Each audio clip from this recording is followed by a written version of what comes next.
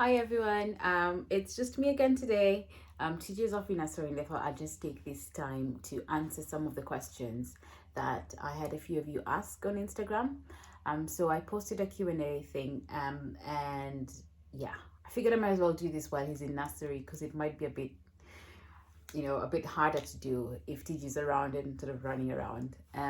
Hopefully I'll have him on the next video anyway. Right, so I'll get right into it. I don't want to take too long, so I'm hoping to do this in under 5 minutes. I'll just do a few questions. Some of them are really repetitive, but then I'll try and do as many as I can. Right, so the first question, what do you use for baby oil? Right, so for his baby oil, I use, it's called Child's Farm coconut organic oil. I'll be honest, I didn't do like much research on it. It's just the fact that it's coconut oil. When we were growing up, coconut oil was like a staple in my house. It was great for our hair, for our skin. So I thought, might as well use it on TJ.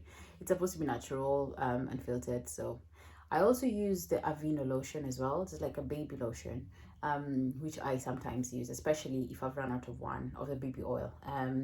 But yeah, it's either or. It's been great for his skin, and so I wouldn't change it really.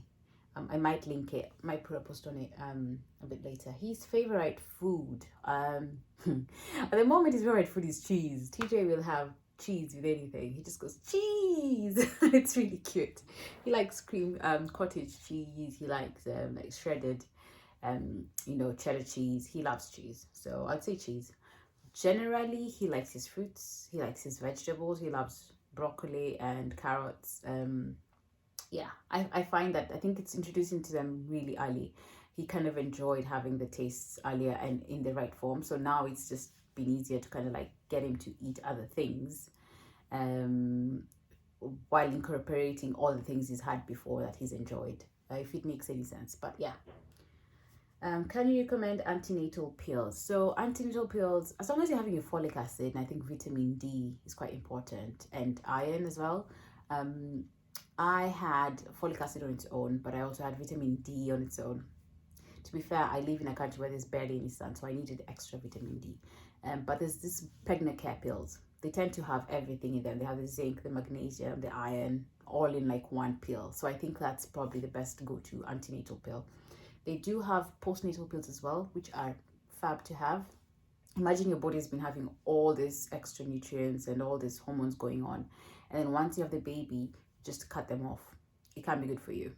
So it's obviously advisable to just have the postnatal ones. There's one for breastfeeding. There's one for like nail and hair care. Still pregnant care. I would advise anyone to just keep taking those. Will you have more babies? That's one of the questions that I had asked a lot. Strangely, I didn't expect that. Of course I did. I don't know why people feel the need to ask this question. You don't ask people about having more children because you never know their story. It's just not right. It's not right. I will say I would love to have more children. We'll wait and see. How old is he? Right, he is just turned 16 months. I never used to understand why moms used to count kids in months. You'd ask someone, how old is your child? And they'd be like, oh, he's 18 months, he's 20 months. And I'd think, just say 18 years. Now I understand it because everything medically, even clothes wise, developmentally, they tend to link them with months. So it's just easier to follow on with how old they are month wise until they get to, I think, around 3 years. Then it's like, whatever, man. Yeah, but he's 16 months now. Oh, 16 months. They grow up too fast. Where are you? We are in England. We live in Leeds. We are hoping to visit Kenya this year. I've missed home so much. But since COVID, and then TJ came, and then it's like, I just feel like he's too young to start giving him injections for like yellow fever and malaria and all that stuff. But hopefully, fingers crossed, soon. How do you get him to read? Right. I think it's all about introducing books quite early. And I gave TJ a book to start looking at when he was really young. I think he was about maybe 2 to 3 months old. He decided seeing the little dotted, colored, black and white things. And he just, by constantly exposing him to books and stuff, he just picked up on it. And now if he has a toy there and he has a book, he'll go for the book. And I absolutely love that. I'm just hoping that stays on. Yeah, but I think it's early exposure. How do you ensure you keep a routine? Right. So with TJ, since the beginning, I've always just let him kind of lead us into a routine. When it came to sleeping, to feeding, I just followed his cues. He wanted to sleep, I let him sleep.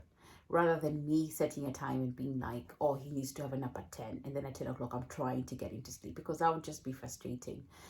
If his body is not telling him he needs to nap, then I'd be struggling trying to get him down. So I just let him sort of like form a routine on his own, and it worked perfectly. And so what I do now is I just make sure that we are in that environment where his routine is kind of like left to happen. For example, he naps at around 1 o'clock, 1:30. So if you're going out for a day or going out for a play date or whatever, I make sure that we're back home for 1. That way, if he needs to nap, which he will do, he's home, he's where he needs to be to nap. If it's dinner, he has his dinner at around 5:36. So I'll make sure at that point food is ready. If you're at a restaurant, I'll make sure something's available around that time, and that way he'll just automatically get into his routine of eating and then going to bed. So it's just creating that environment for his routine, because you know what it is now, once he's established it. But I found it easier to let him set it rather than me trying to create one for him. Right, what was his fast food? It was a banana, and then I think some fried egg, and then salmon and rice. Yes, what has been your proudest moment of TJ? TJ makes me proud every day. Honestly, it's crazy. I think it's the same with all moms. Every day there's something new that your child does, and you're like, oh, I'm so proud of this little man.